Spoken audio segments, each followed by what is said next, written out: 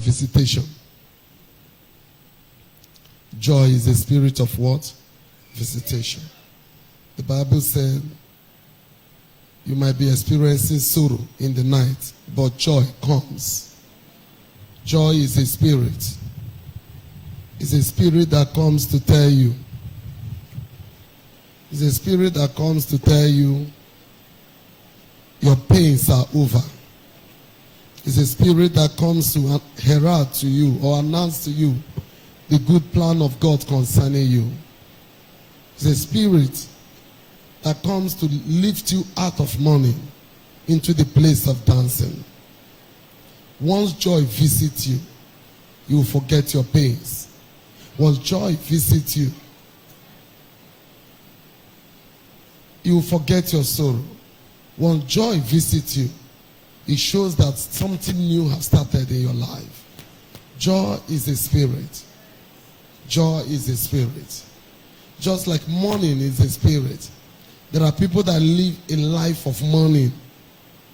There are people that live the life of sorrowing. I've often said, get out from sorrowful movies. Any movie that will make you to cry, don't watch. It's not of God. Sorrow is not of God. The only sorrow the Bible permits us is sorrow unto repentance. You are sorrowing to hit your heart. Oh God, my soul hunger for you. You are sorrowing to say, oh God, I'm tired of the way I'm living. I want to live a better life. You are sorrowing to say, I have followed this path too long and I'm not getting any results. God, show me mercy and show me the right path of life. Sorrow is not permitted in the life of a believer. Joy is a resident spirit in us. But joy has to be activated. It has to be what? Activated. One of the things that activates joy is speaking in tongues. When you learn to speak in tongues, you put the spirit of joy to work. Joy is a spirit. You see somebody that likes singing, the spirit of joy is in the person's heart. A sorrowful heart does not sing. A sorrowful heart mourns. A sorrowful heart is wounded. How do you know a sorrowful heart? The bones are full of pains. The face are always looking ugly. The face is always sad, hard as rock. That's how you know a sorrowful heart. And your face is your heart. Tell your neighbor your face is your heart. So don't tell me my heart is different, my face is not true. Your face is your heart. If there is joy in your heart, you will know it by your face. You will know it by your leg. You will know it by your conversation. Joy is not something you have seen already. Most times. Joy is not something you've seen. But it's a sign that something good has started happening. Joy is also a spiritual messenger that God sent to give you a witness that is over. Joy is the spirit of good news. Anytime there is joy, there is good news. At times they come into your house, they make you sing. You say, I don't know why I'm singing all throughout today. Actually, you are singing yourself. You are thanking God for what He has done for you that you are not aware of. At times you feel like dancing. You just feel like dancing. You on music and start dancing. Most time nobody is playing. You will sing and sing, only you begin to dance. It's a spirit of good news telling you something mega had just happened. You will see it. And once joy announces good news, no demon withhold this. Because it's a spirit that have seen the finished work before He comes to announce. We saw it during the birth of Jesus. They were not aware Jesus was born. He came and said, joy to the world. He said, they were like, we don't understand what you're talking about. When He now finished, they said, okay, let's go and see if this thing He said, if it's true. Joy is a spirit of good news. Is that okay? The Bible says with joy, you will draw water from the well of salvation. Joy is the killer of winches. Joy is the killer of frustration. Joy is the confidence that you have that this mountain must turn for my testimony. He's a spirit. He's a spirit of good news. I love to call him the spirit of what? Good news. Anytime I'm praying, while I'm praying, I didn't plan to do Thanksgiving. My spirit started thanking. He has done it.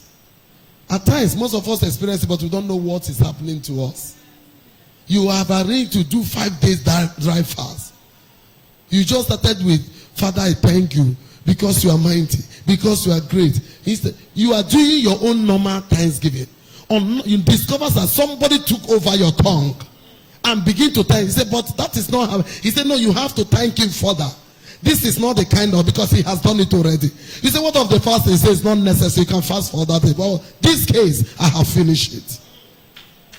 That is the spirit of joy. If you are not born again, you can never experience the spirit of joy. The only thing you can experience is happiness. Happiness is when money is in your pocket, you become happy. That's happiness. When somebody give you appointment letter, that's what I begin to know. No, joy does not see.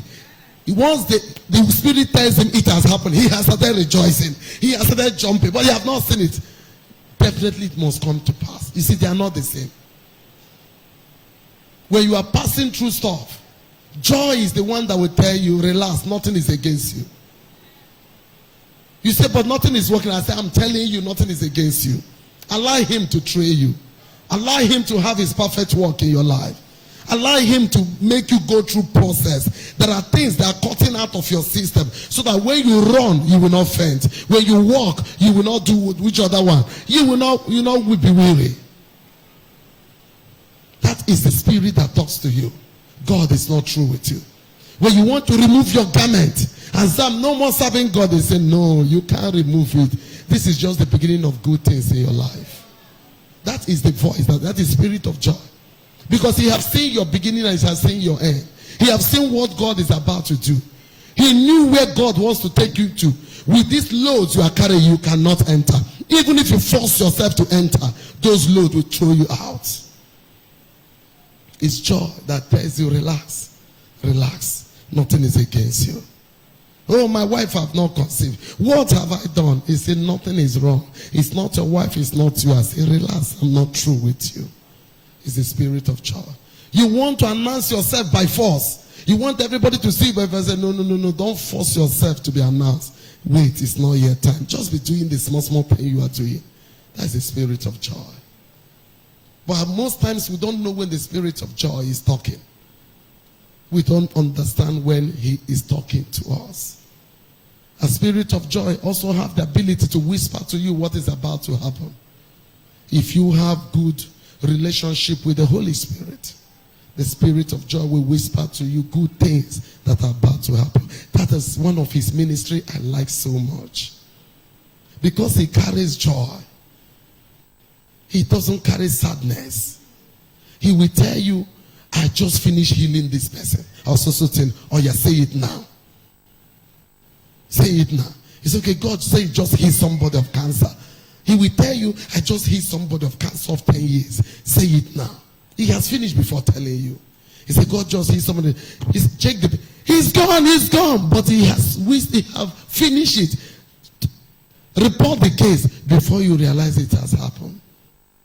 Is that okay? That is the spirit when you want to commit suicide. He said, what for? Let me show you the glimpse of the glory that is ahead of you. Relax. Relax. Our stories are not the same. Our journeys are not the same. Our names are not the same. Our destinies are not the same. Are you getting it? Don't try to be anybody, be you. Discover the ingredients that will make the real you to manifest. At times, some of us bear our own yoke in the youth. At times, some of us bear our own yoke in the marriage. At times, some of us bear our yoke in teenager. But I love the way Lamentations say it. He says it's better for you to bear your yoke in the youth. I started praying that prayer. I said, oh God, whatever I need to pass through, I want to pass through now. I'm single. Give me victory to overcome them, that in my marriage I will enjoy rest. His prayer point, somebody must learn to pray. And that is why it's foolishness when you are single. You occupy your heart with things that does not make, that only profits for the flesh. You don't think of tomorrow. You don't think of where will I be so time. So many has planned all these things. They couldn't get there. The Bible said the preparation of man. How did they put it? Proverbs 16:1. Let me have it. Proverbs 16:1. Go home with this scripture. Meditate over it. It will teach you wisdom. Let's read it together. 1 to go.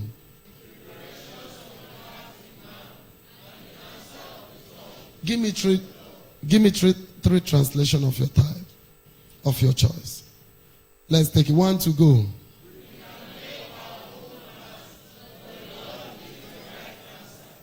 Another translation again of your choice. Let's read it together.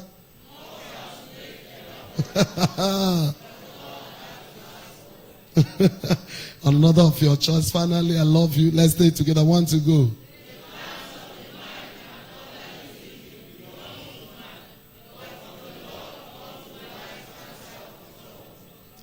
So it's not how you plan, no. It's not how you strategize. It's not how you are planned. Some people plan when they're 25, they only hope for that God. But at 30, they are not able to marry. If you see book they wrote when they were 20, no. Whatever you write, allow the Holy Spirit to work on it. Begin now to write what you become. Begin now to remove your jacket to pray them through. Now, nothing is there. You don't have wife to disturb you. You don't have pressure of house rent. You are under your uncle, your father, your mother roof. Use now to pray those things to get answer. Anyone you pray, you succeed. The spirit of joy will stamp you. Say, this one, you've passed. Move to the next one. There are prayers you pray then. It can never be answered you then. But what I mean is that it has been answered, but it cannot be given to you. But in your books, it has been written answered. Waiting for the right time for the blessings to come. Tell your neighbor that is how it works. Pray ahead. Advise your neighbor, say, pray ahead. In your preparation, pray. I've heard this when she did talk. I want marry. Leave that and don't tie yourself. Pray. The one why they pray is in God. You pray nothing. If you are praying, you should know what should be happening to you now. At every junction of your life, you should know what that should do what happened to you. That is why the Holy Spirit is given to you. You should know what stage you are, what should happen. If at every stage you don't know what will happen, something is wrong with your life. It shows you are just preparing, planning. I had a message put it, elaborate plans. Just, yes, you're full of elaborate plans. No. It's one thing to plan. Allow the Spirit of God to use you to solve them before you get there. Is that okay? And there are things they have answered you before you will get it. You know, have you seen horticultural? I think that's what they call horticulturals. That scissor, that wicked scissors they hold. Have you ever seen the way they cut those leaves? You've heard the noise. Don't you think the trees are crying? You never imagine that. Cham, cham, cham. And most of them are very wicked. They'll be doing. Oh, you've not noticed it. You've not noticed. You've not seen any of them. The way they call that thing. They'll be cutting it. The tree will be doing. They don't care. They don't care. The ones in the forest, did they trim them? What did they turn to? They turned to forest. That is why Jesus said to you, you must be pruned. John 15. John 15, verse 1. John 15, verse 1. No, King James. King James. I am the true vine and my Father is the husbandman. Verse 2. Every branch in me that beareth no fruit. What does it do? Oh yeah, listen, look now. And every branch that beareth fruit. What does it do? Look for another translation. Let's see the meaning of purging. Any translation. He cuts off every branch in me that does not. Every branch in me that does not. What does it do? Talkativeness. He cut it off. Useless friends. Why every branch that does bear fruit? What does he do? He prunes it. He removes the chuku. And when they are removing that thing, it's painful. It's not comfortable. It's not what? It's not comfortable. Why is he removing it? So by the time you finish removing the day he will announce you, everybody will be clapping. Hey, Jesus. Hey, Jesus. Hey, Jesus. But when they were pruning you, it's painful. And any child, as the Bible said in Hebrew 12 verses, let me have it. Hebrew 12 verses. I believe it says Hebrew 12 verses. Let me have that scripture. For whom the Lord loveth. Give me New Living. Give me New Living. For the Lord disciplines those he do what? And he punishes each one he accepts as his child. Go to 7. Continue until 6. Go.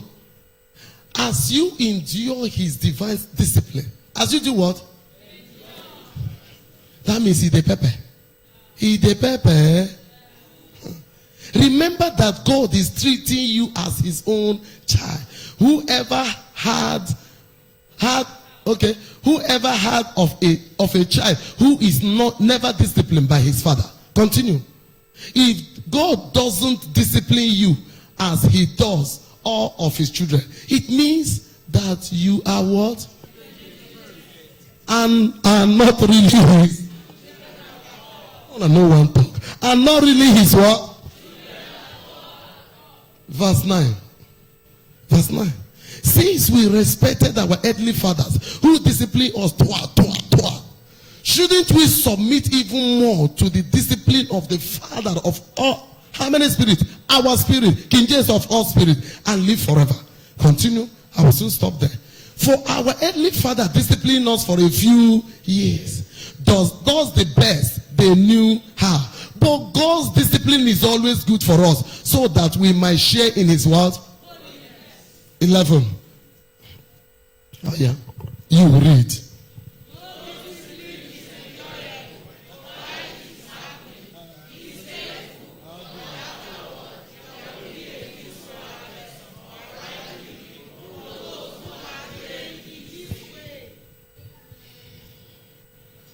That's why.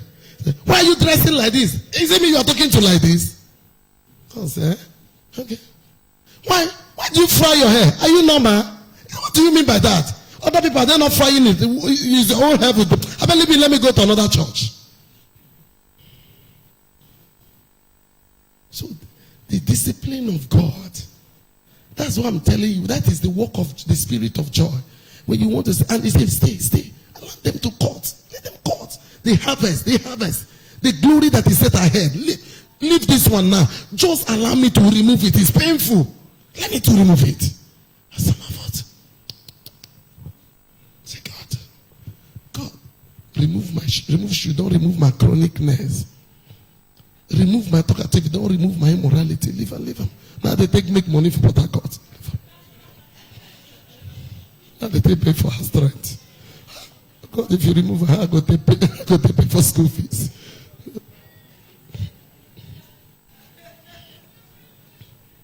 In Jesus' name.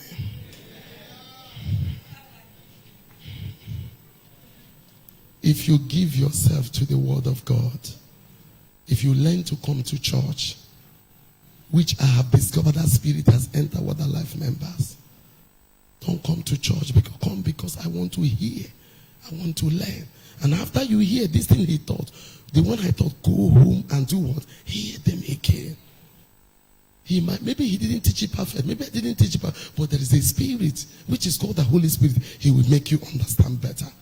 You might not have need of this thing today. You might have need of it tomorrow and next tomorrow. Is that okay? That is why you should come to church. Let's be upstanding. God bless you.